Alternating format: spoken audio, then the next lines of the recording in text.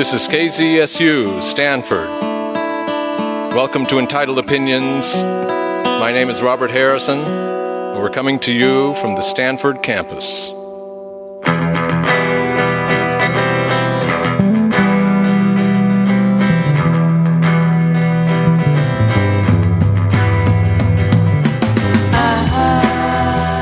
Let's start with a quote.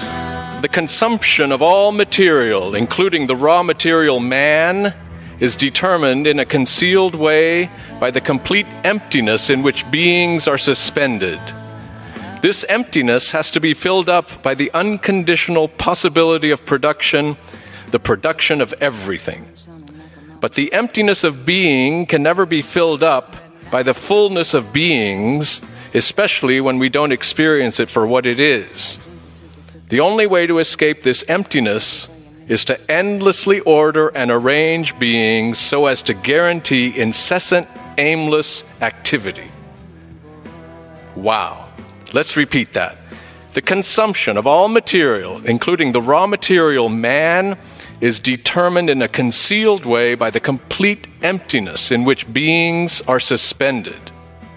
This emptiness has to be filled up by the unconditional possibility of production, the production of everything.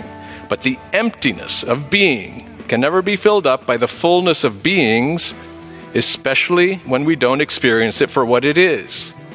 The only way to escape this emptiness is to endlessly order and arrange beings so as to guarantee incessant, aimless activity. You tell him, Heidegger, your stock may be going way down in this age of thoughtlessness you warned us about, but you knew what was coming from a long way off.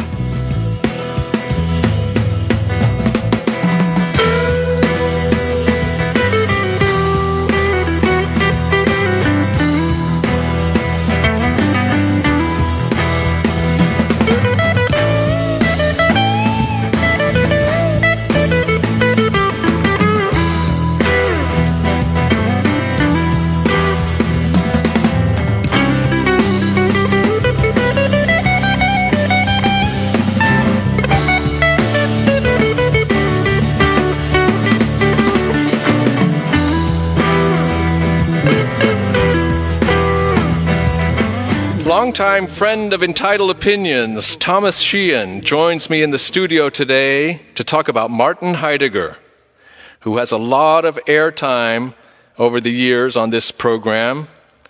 That's because, in the opinion of your host, as well as of my guest today, Heidegger remains the most important philosopher of the 20th century, despite his many character flaws and the exasperating portentousness of his later writings.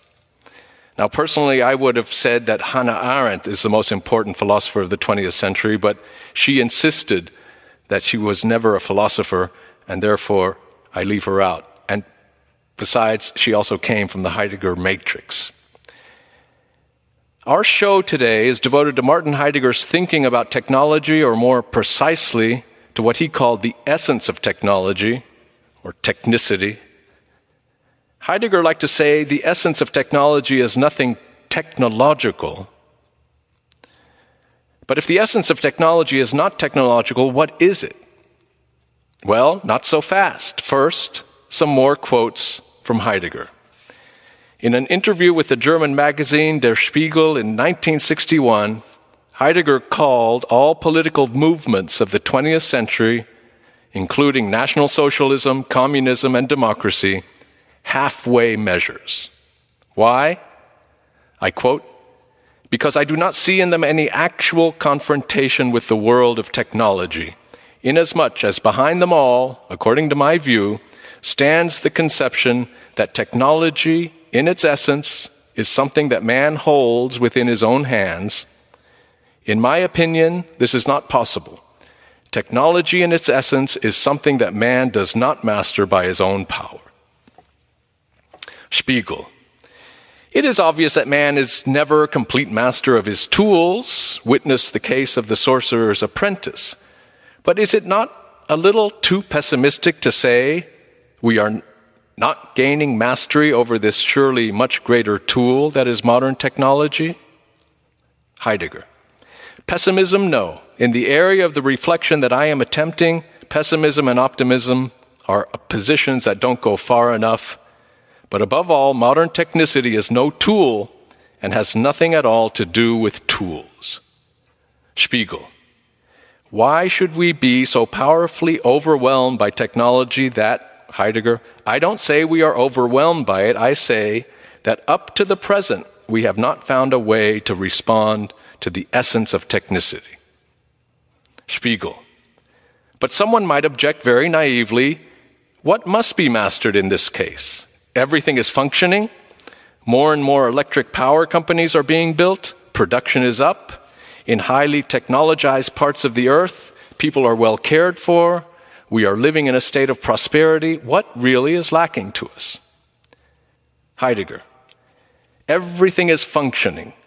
That is precisely what is terrifying, that everything functions, that the functioning propels everything more and more toward further functioning, and that technicity increasingly dislodges man and uproots him from the earth.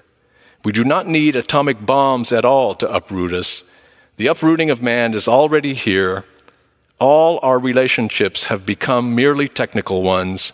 It is no longer upon an earth that man lives today. I, for one, am not going to argue with Heidegger on that score.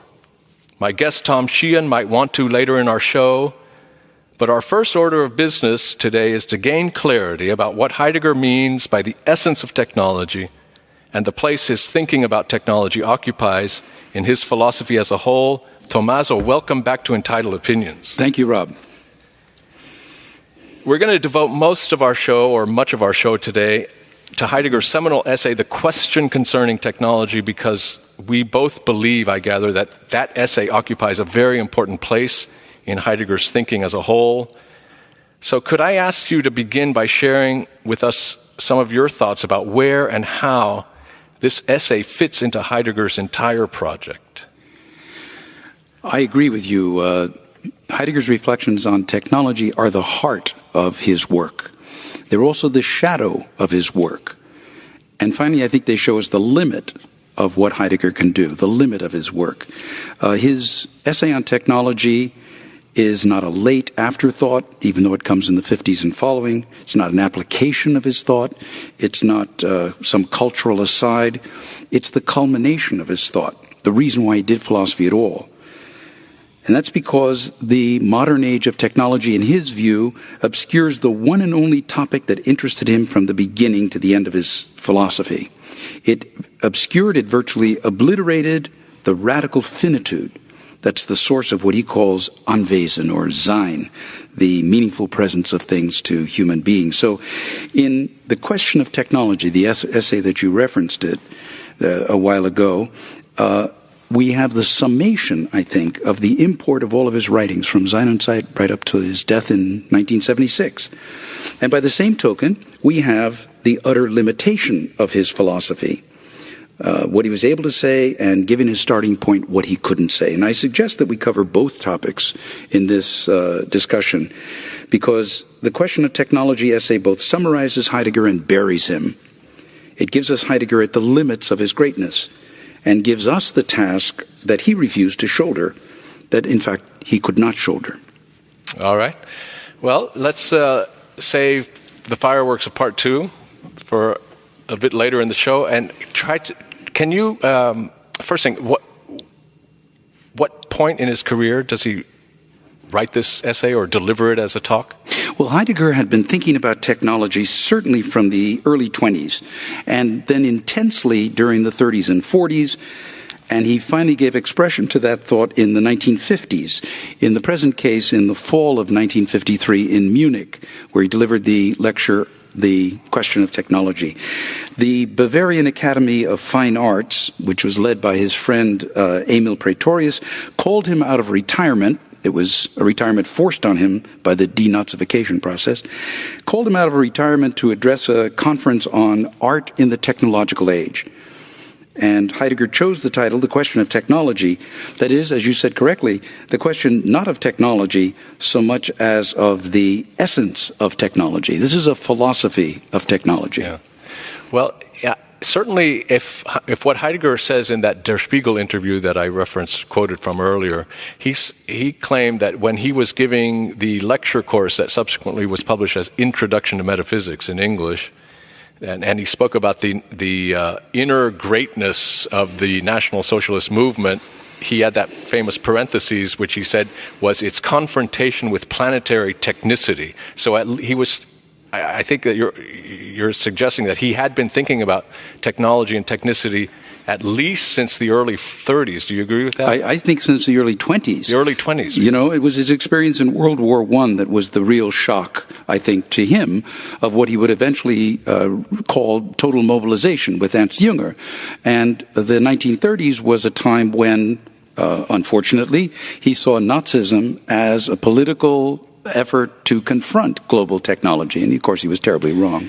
Do you believe, as I do at times when I read the later Heidegger in the 50s and even the question concerning technology, but even more so later stuff, that there is an implicit mea culpa about having misplaced hopes that a political movement such as National Socialism could have actually confronted planetary technicity in an effective and meaningful way, and that he realized that perhaps no political movement would be up to such a task because not enough thinking had been done about, as you say, the essence of technology. All the thinking is about technology, but not the essence of technology. You'll never get a mea culpa out of Heidegger about his Nazi experiment.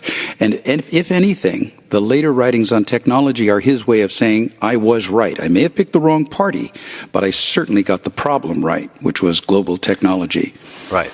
No, that's true, and he's been rightly faulted for his refusal, at least in an explicit way of doing a mea culpa. But when I read things like in The End of Philosophy, the Overcoming Metaphysics essay, and he speaks about even leaders, the need for leaders is part of the world of technicity because a leader is nothing but a kind of necessary item in the technological network of things and so forth. It sounds like he is confessing without doing so overtly that any hope that he had placed in a leader who could lead us out of what he believed this darkness of the age of technology was truly misplaced. That's echt Heidegger. They let me down. The Nazis didn't choose me as their philosophical vision for the future. No, Heidegger continues to say he was right. The Nazis just didn't see what he saw. And so he lays that out for us in the essay that we're going to talk about today. Right. Just like Plato, by the way, in a certain way, is analogous to Plato, who thought that if, the king would have chosen him as a philosopher, he could have brought about the kind of ideal republic that then they had to retreat into the Platonic Academy and just, this is where philosophy becomes, in a certain sense, irrelevant to politics and history and so forth. Anyway, we can talk about that. That's something I would love to talk about later. We will talk about that later. So now this essay is brief, but it's very dense, and we don't want to go through all the parts of it, but what part of the essay would you like to focus on first? Well, first of all, maybe we can just say what the three parts of the essay are. It's definitely a philosophy of technology, one that goes quickly to what Heidegger calls the essence of technology. It's divided into three sections: definition, analysis, and response to technology. And the first section, definition, traces modern technology back to the Greek word for production, techne, the human ability to bring things to presence by making them. Technology for Heidegger is at bottom a way of revealing things. In Greek, it's a form of aletheia, bringing things into intelligible availability. That's the first section. The second section, if you will, analysis, specifies the kind of revealing that modern technology does. Unlike previous pre-modern technologies. And he sees that as two things. First of all, these are his words, it's a provocation to man to unlock and store nature's energies for human use. And there you have his definition of modern technology. A provocative relation to nature, challenging it to yield storable, usable energy, which he calls Bestand, and which we might translate as resources or inventory for commodification. And the second part of his analysis is his assertion that the drive to do this comes not from us, but from a supervenient, concealed power of revelation that forces us to order nature as nothing but commodity resources. So that secret prevenient power called Ereignis is going to be the core of his analysis. And the third section, it's finally... called Gestell, no? Ereignis is what brings about Gestell. Right, okay. We'll work that out. Yeah. The third section, which I call Response, holds out the hope of an internalized overcoming of technology by our becoming aware of and resonating with that Ereignis, with the concealed supervenient power of technology that has forced on us this way of relating to nature, and he says that might give us other possibilities of revealing things, especially in and through art. That's the essay in its 3 parts in a nutshell. So the middle section, I think you call analysis.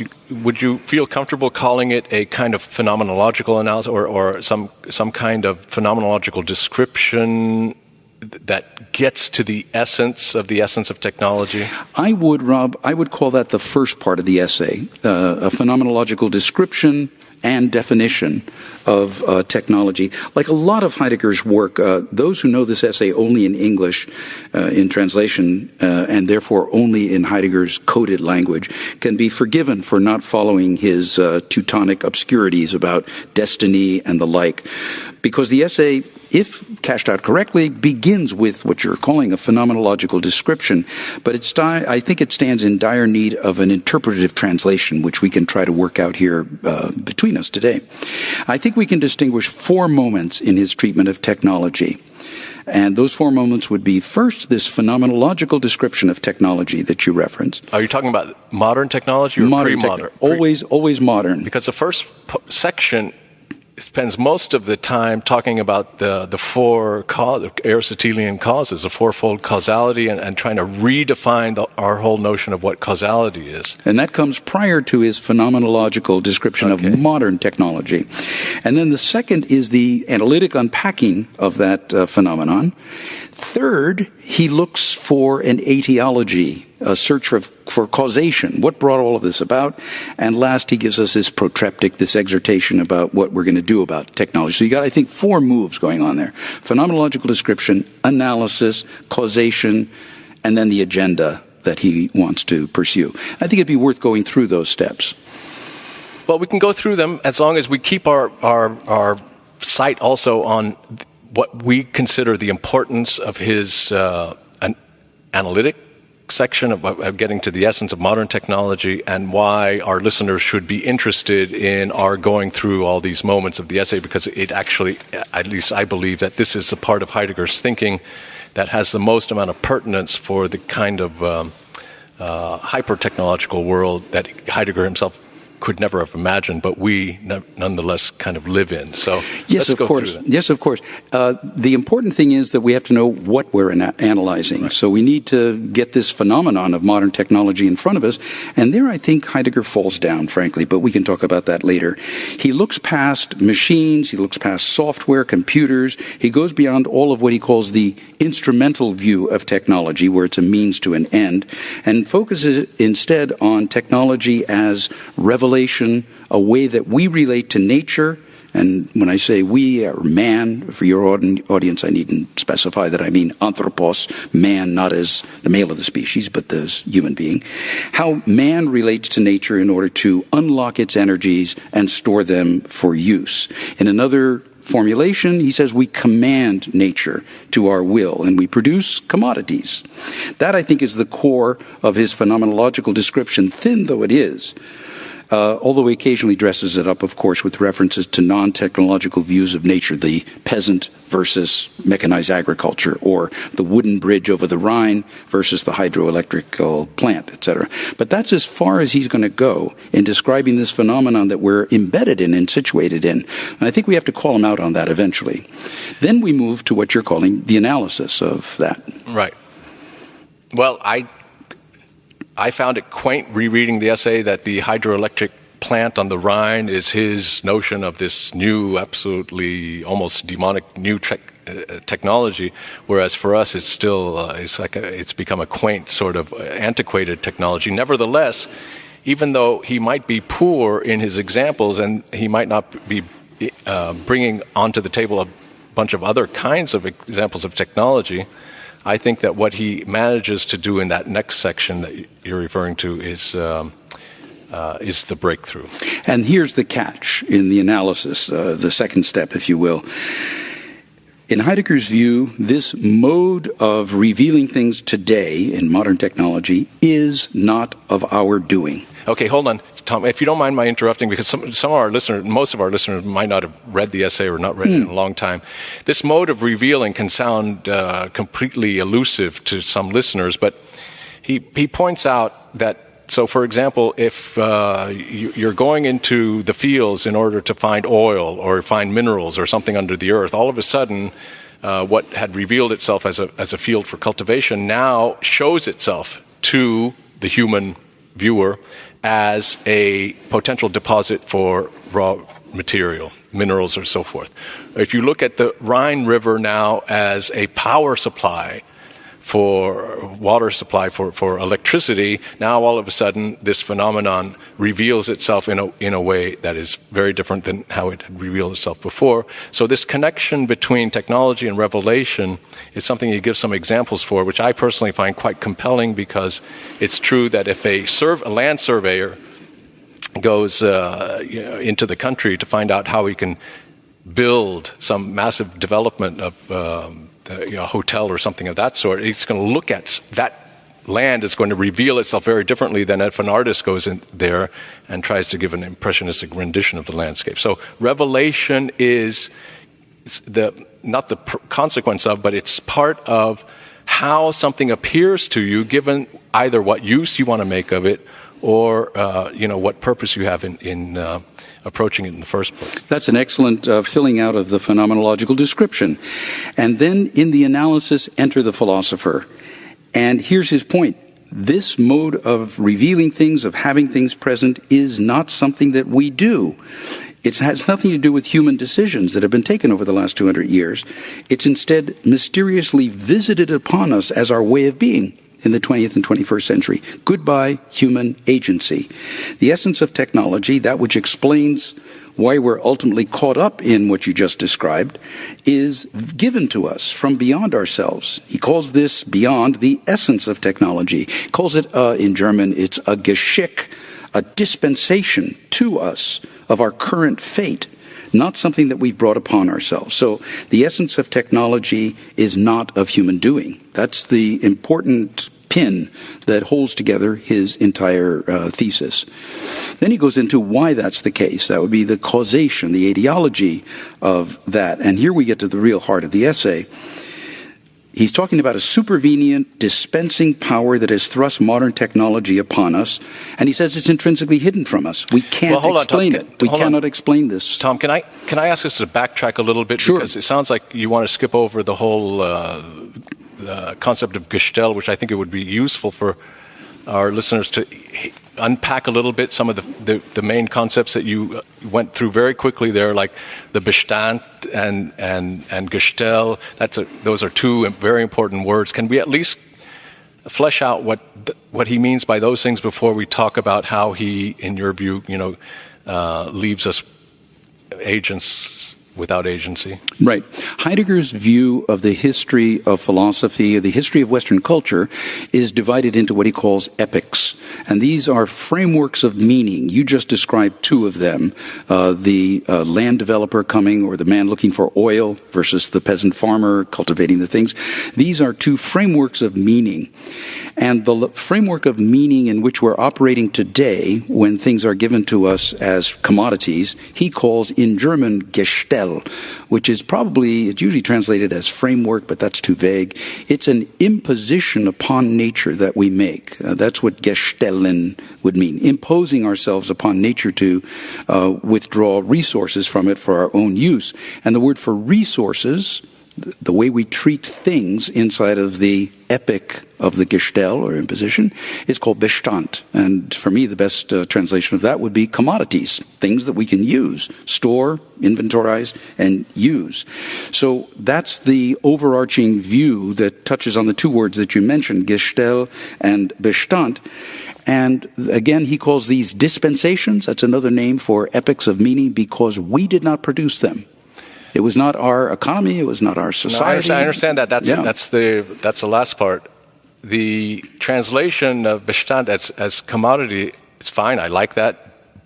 The translation in the Standard English edition is standing reserve, because there's something there that Heidegger insists on, which is that it's not just for the purposes of consumption, of immediate consumption, that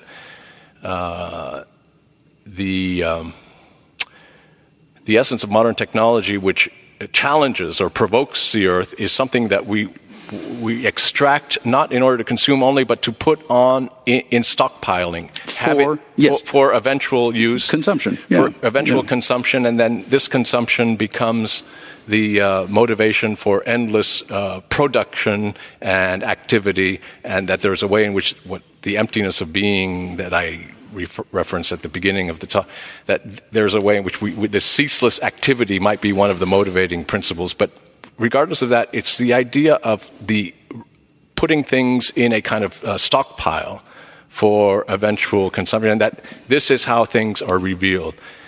But notice the world out of which that position, which you correctly described, comes. It's a view that's so utterly abstracted from and decontaminated by anything like a view of the economic mode in which he lived at the time. He's in a transition from village culture to city culture, which he doesn't like, right? And the name of that transition is the commodification of everything. Right. That's what Bestand means to me in a de-abstracted, concretized way. And I agree, and that's where, even though I'm not a big fan of Adorno and Horkheimer and Adorno, but in the Dialectics of Enlightenment, they do a very good job of actually saying things very similar to what Heidegger says about technology, about the endless commodification and consumption, and then productivity and the reification of the earth and so forth. The Gestell, I think we might want to linger a little bit longer on the Gestell, because it's not, you say it's just imposing, but it's more than imposing, because it's the framing, but it's the ordering and the arranging, and I would say that to update Heidegger, we would today call it the programming, everything now becoming data for organization, and that this is where I think if there's something in this essay that still has pertinence to our understanding what's taking place in our hyper-technological world, it is in the imperative to this absolute totalized ordering of everything that comes within the purview of our and world. You reference Dialectic of Enlightenment. The difference between, and they are different, we recognize that, between the analysis and the etiology of Heidegger on the one hand and Adorno on the other would be the question of context, historical context. For Heidegger, the cause of all of this is not what's happened in the last 200 and 400 years. The cause of it all is that we have forgotten Ereignis. That is to say, our finitude has brought upon us the forgetfulness of our finitude without any references to the economic, social, political, ideological history of the world in the last 400 years has brought us to this programming, if we want to use that word. But notice what he does. He puts that causation entirely beyond our touch. It's hidden to us. It's intrinsically hidden. And his whole history of being is a history of various epochs, including Gestell, in which we've forgotten this dispensing power. And if only we could wake up to that, that's the last part of his essay, his response, if you will. If only we could go inside of ourselves, and it is an interior quietism, go inside of ourselves and find revelation itself, aletheia itself, right, and recognize the finitude that underlies that revelation, we would have some chance at a better world. At least the few, as he said, might be able to have a better world. Now, that's miles away from Dialectic of Enlightenment because of its contextualization, its historicization, and its view of the future. But as you said earlier, he is doing a philosophy of technology, and perhaps we must require philosophers to contextualize, historicize, and become economic philosophers or sociologists as well as philosophers. But that was not Heidegger's forte, and he certainly is very cavalier about ignoring all the contextualized forces that created the phenomenon of modern technology. Which is a sad thing. He, as an Aristotelian, should know, above all others, that where you begin with is the empirical situatedness. That's where your discourse begins. Right. He likes to quote Hölderlin in that famous ode, the Rhine. Wie du anfängst, wirst du bleiben. Where and how you begin is where you're going to end up. And Heidegger began with a village view of technology, not a contemporary 20th century view of technology. So I would argue that the realm of his phenomenological field is so diminished precisely because of its decontextualization as to leave us wondering how far we want to go with the analysis, the ideology, and the response. Well, then the question for you is, if it is a village view of technology, why do you agree that this essay is crucial to his entire thought? And if its shortcomings are so severe, does that mean his thought is worthless? And, why are we spending any time talking about Heidegger's thinking? Is there anything in this essay that you think is, worth holding on to or trying to gain clarity about, or should we just read the Dialectics of Enlightenment and be much better off for it? Think of Heidegger's work as unfolding in two steps, and think of the capital letter T, a crossbar at the top and a line down. The early Heidegger went down. He analyzed human existence right down to its foundations, immortality, infinitude, etc. And he did amazing work. I mean, Being in Time is still the greatest philosophical work of the 20th century, I think. Then he stepped back and he did the bar at the top of the T, and tried to cash out what he had found in his existential analysis over what he calls a history of being. So he starts with the pre-Socratics, he works us through the Greeks, then through the medieval period up to modern times and beyond, right? And offers us a story based on a reading of a handful of pre-Socratic fragments, very tendentious reading, 12 philosophers that I can count of that count, right? And then ends up saying, that's why we're stuck in technology.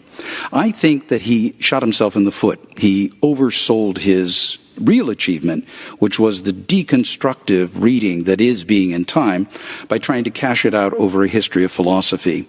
You end up with a kind of mad Hegelianism, where what philosophers think is actually what drove the world.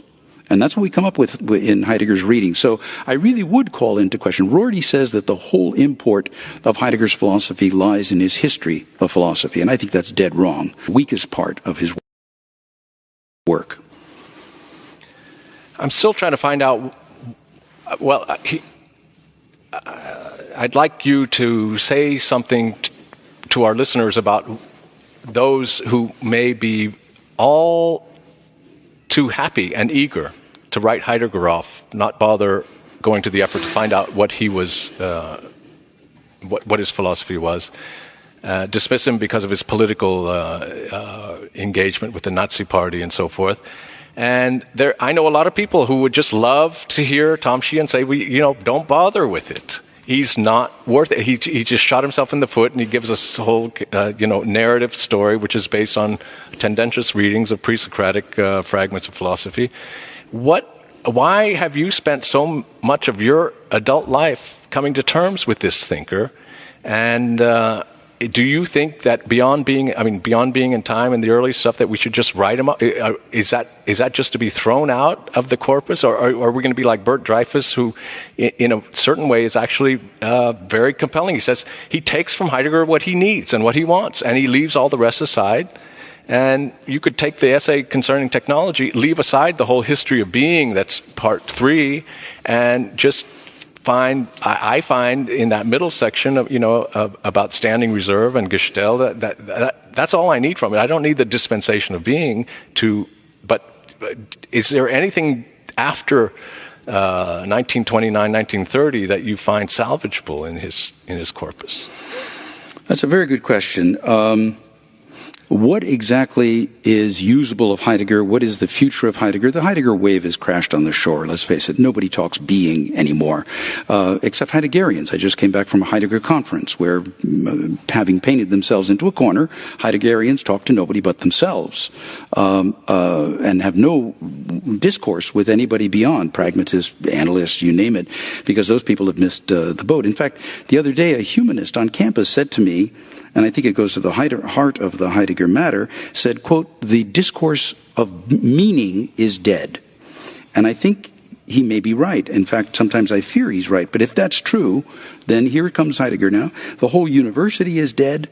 The humanities are dead, because the one thing that human beings do is meaning at whatever level, practical, theoretical, aesthetic, or whatever.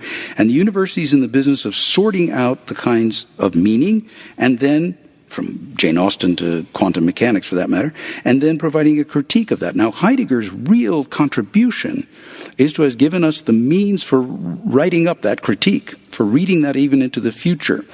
However, I don't think that his essay on technology is his best work.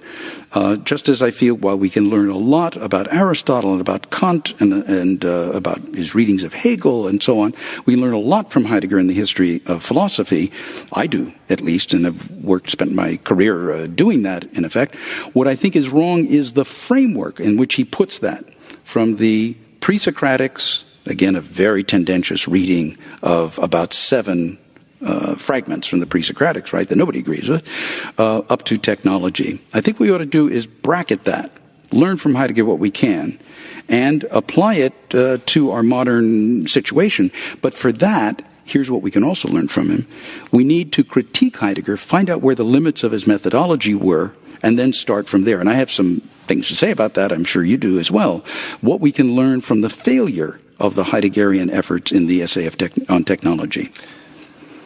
Well, we haven't talked about the failures of the essay yet, because we've gone back and forth between reconstructing the central section and then jumping, I find, a little precipitously into the dispensation discourse of it, and to really fully appreciate the shortcomings of Heidegger, I think one has to do him justice in where he has something worth listening to, even in this essay. Because we chose this essay because we both agreed that it's a crucial thing in his corpus. It might be crucial because it's where he goes wrong, but I think that for us to point out the shortcomings, we're going to have to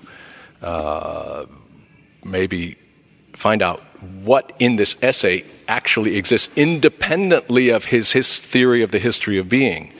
Because I find that I can skip that third section of this essay and still understand something about the essence of modern technology, as he calls it, and that this essence of modern technology, as he sees it, I think has a future beyond Heidegger, which throws all sorts of light into the kind of world we live in.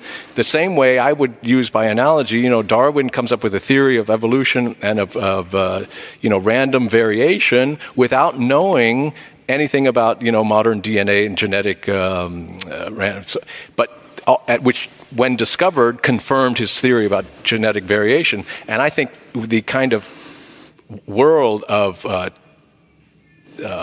informational technology that dominates the Gestell that we're in, practically, that this is something that Heidegger that this central part of this essay can still provide some true insight into.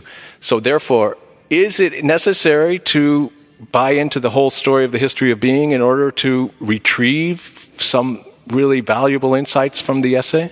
There's 2 things going on there. That's well said.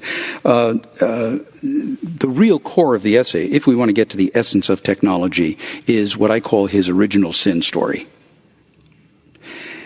Heidegger asks us to appropriate a devolutionary vision of Western civilization and culture in which our overlooking, our radical finitude, code word erignus, since the Greeks, explains why we're trapped in techno-think today. And I submit to you that has, I think this is, number one, what he means by the essence of the essay and the essence of technology. And I submit that this narrative has about as much explanatory power as the Christian fable of original sin causing all of the woes of the world today. What can we get out of this essay? Or how could we help Heidegger rewrite the essay in a way that would speak to the 21st century? I think that might be the challenge that our audience would rise to. And I think the first step is to begin with not eliding every other thick and interesting phenomenological description of technology in the name of that short definition that he gives us, provocation to store, Bestand. He says nothing at all about the difference between the steam engine and the transistor, or between the cotton gin and the printed circuit. I mean, certainly he has to, can we let philosophy get off with that little? Don't we have to ask that he flesh out the phenomenon in a way that would include all of the, you don't have to be an economist, a sociologist, or a politician, but you do have to point out the economic, social, and political ramifications of this so that we'll know what kind of an essence we're after. The essence of what are we after? So I think Heidegger wants to decontaminate philosophy. I think this is one of his problems. Keep history out of it, real history, because we've got this other meta-history called Geschichte, this dispensation of being, right? But you can't do philosophy without contamination. If nothing else, we've learned that from Derrida. And I think Heidegger avoids that, the ontic-ontological distinction. So we could actually help him. The essay does need help, and we can actually give, at the first stage, a richer phenomenology of modern technology than he does. Well, why don't we do that? I'm game for it, because otherwise I think that we're better off, with the dialectics of enlightenment. What does the essay, or what does his thinking about technology give us that we don't get from Adorno and Horkheimer? Or others. I mean, we have or others. I mean, I just use that as an example because there's a lot of sympathy in their views. So, right. And if the answer is nothing, then First of all, we got to find out where we're situated. The Stoics used to say, Seneca said about philosophy, something that I think all humanists and philosophers should remember: primum vivere, deinde philosophari. First, live in a given situation, then go about doing your philosophy. And Heidegger holds to that. That's an Aristotelian principle. So where does this essay live would be our first thing, and where do we live would be another question, right? I mentioned the university and its peril today, the humanities and their peril today. Part of the reason I suggest that why the humanities are in such difficulty today is that they have shot themselves in the foot by doing everything except talking to the real situation in which their students live, for example. And that's a certain mode of economics, a certain mode of sociology and politics, and unless we are at least aware of that, we haven't begun. Now, I don't think this is the program in which we lay out that kind of phenomenon, but we can formally at least draw a picture of where we would want to start this discourse. Yeah, earlier you alluded, or you mentioned techno-thinking as something that had an ominous ring to it, and I presume that you're as worried as I am about techno-thinking. Do you find that the essay concerning technology can teach us something about how we end up in techno-thinking? It can indeed. And it's basically an Aristotelian point that when we narrow down the human relationship to the world to simply a productive one, without considering contemplation, without considering the arts, etc., we're really losing it big time.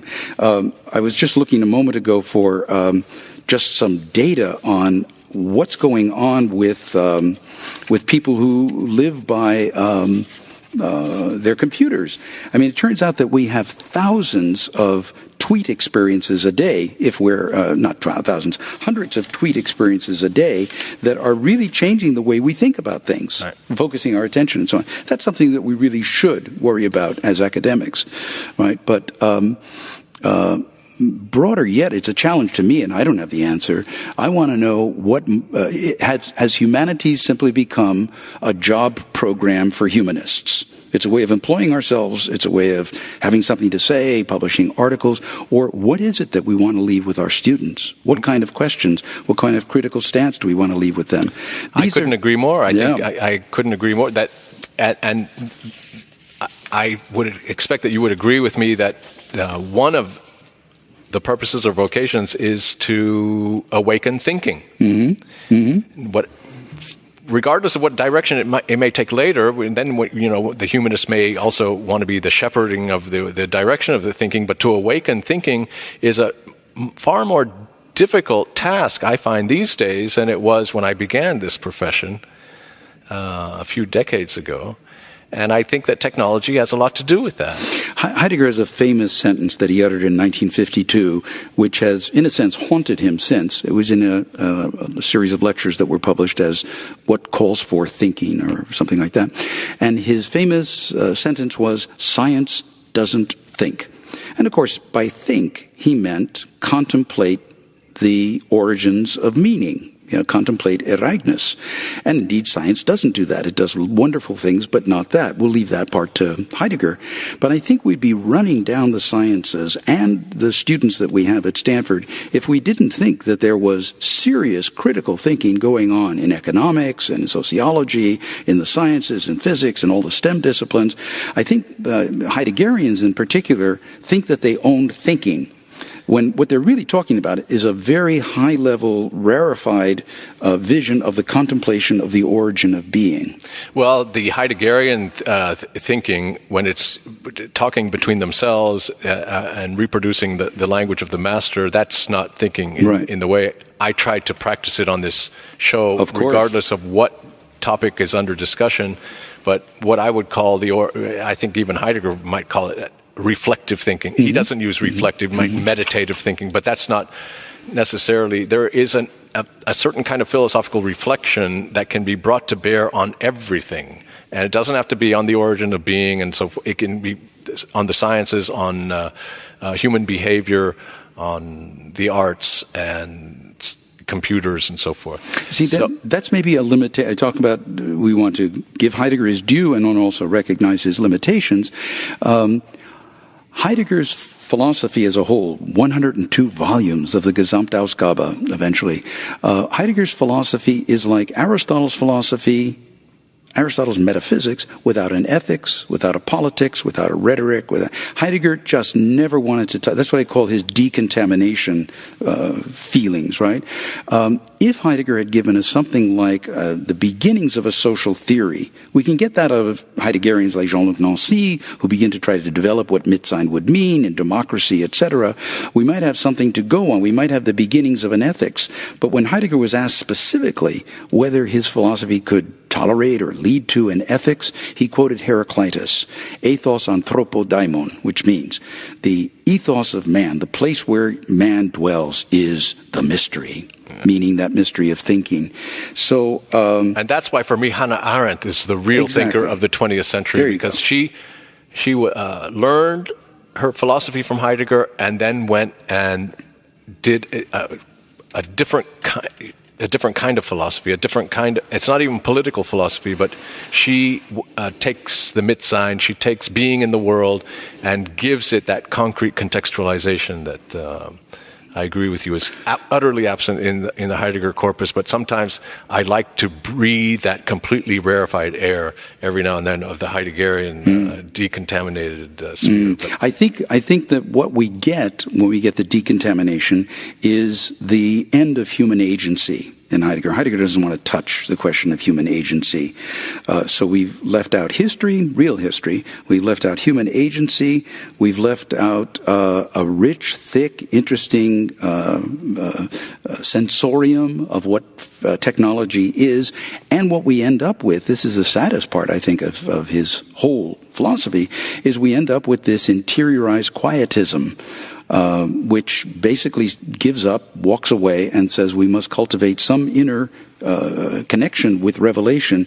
And it tells you and me not one thing, not the least thread of how to relate to this technological world that we live in. In the Zolikon seminars, Heidegger interestingly says, quote, cells of resistance will be formed everywhere against technology's unchecked power. They will keep reflection alive and will prepare the reversal for which that people will clamor when the general desolation becomes unbearable. This is Solzhenitsyn. This is not good philosophy.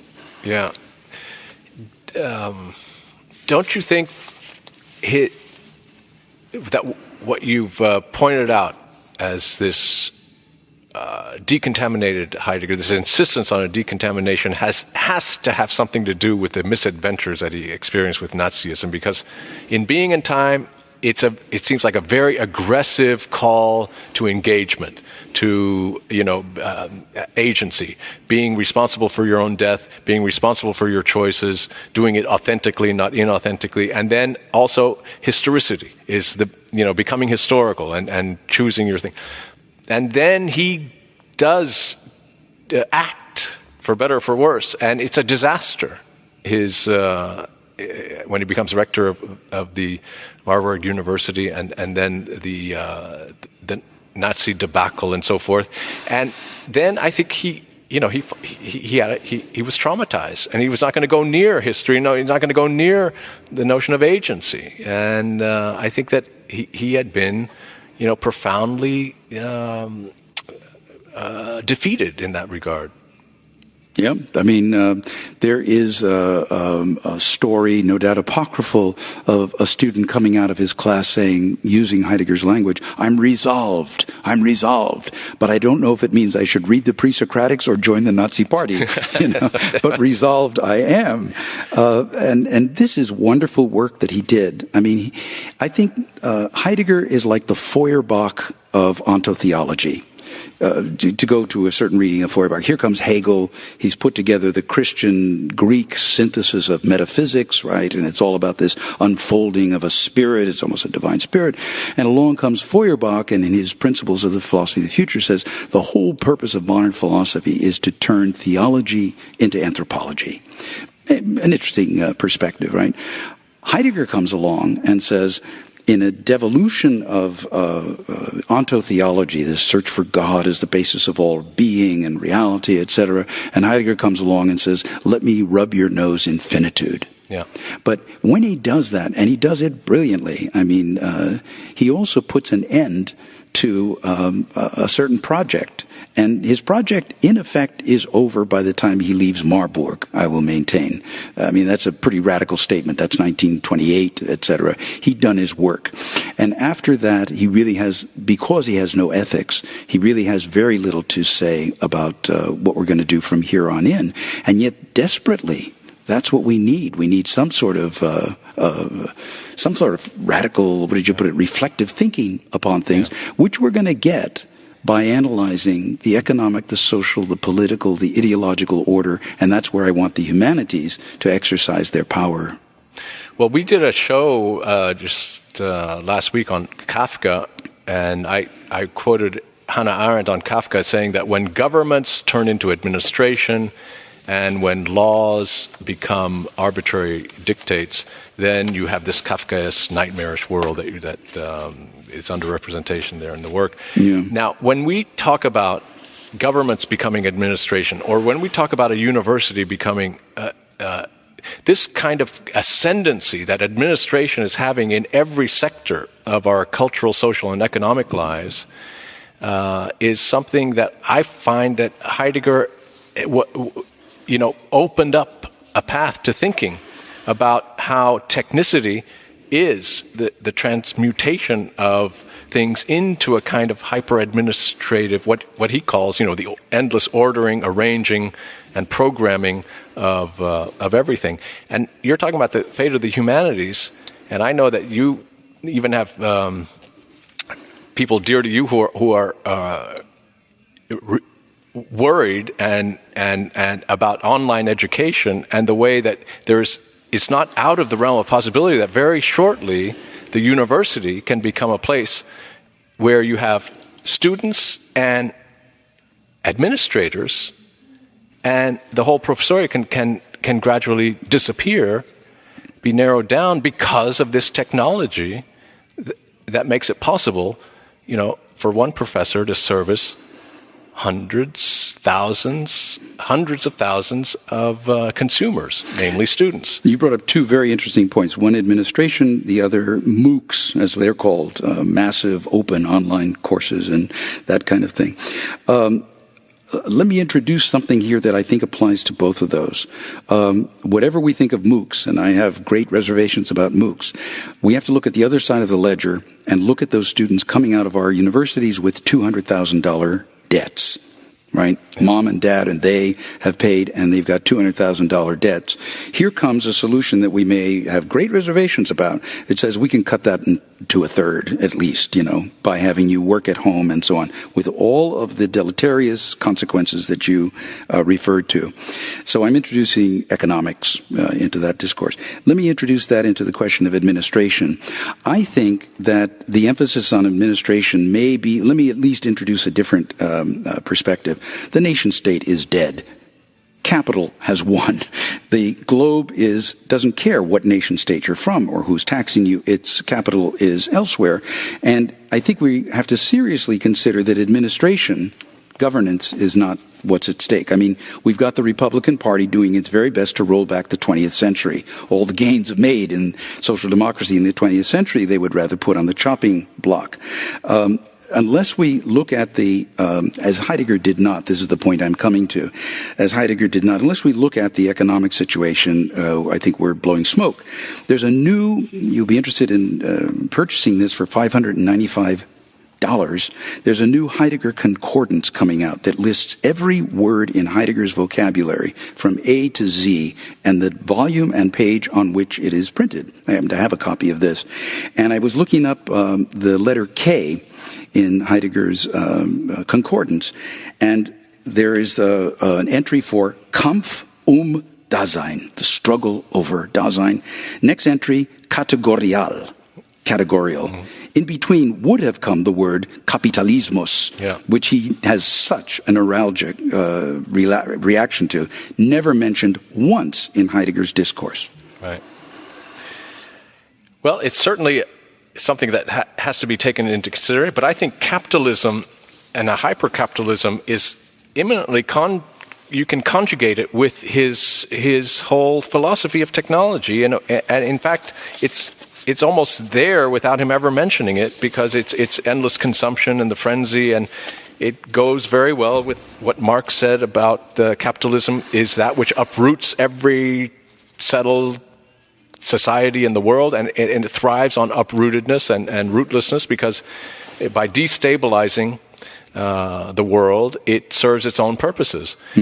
So you would think that Heidegger would have embraced that kind of thing. Now, it's true, he didn't do it, and we bemoan that. But yeah.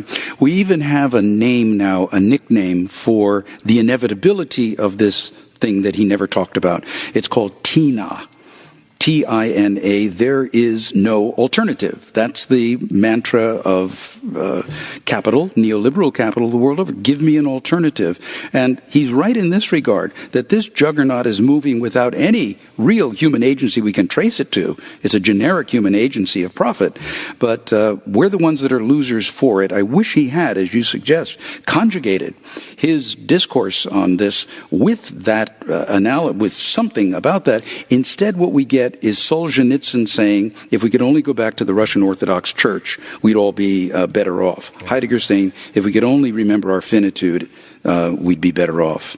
Well, the only thing that I would add to that is that even if he did conjugate it brilliantly, like no one could have imagined, there would still remain this question of whether the profit motive is enough of an etiology for the essence of modern technology. Because I think that in the sciences, which, I'm pro-science, I've done a lot of shows on science, I think it adds to the mystery and the miracle of things. But there is a drive to an utter knowability of everything that falls within the scope of scientific investigation. And that drive is not so much to profit from it. I mean, people can take advantage, corporations could take advantage of but there is this other drive of the radical knowability of everything.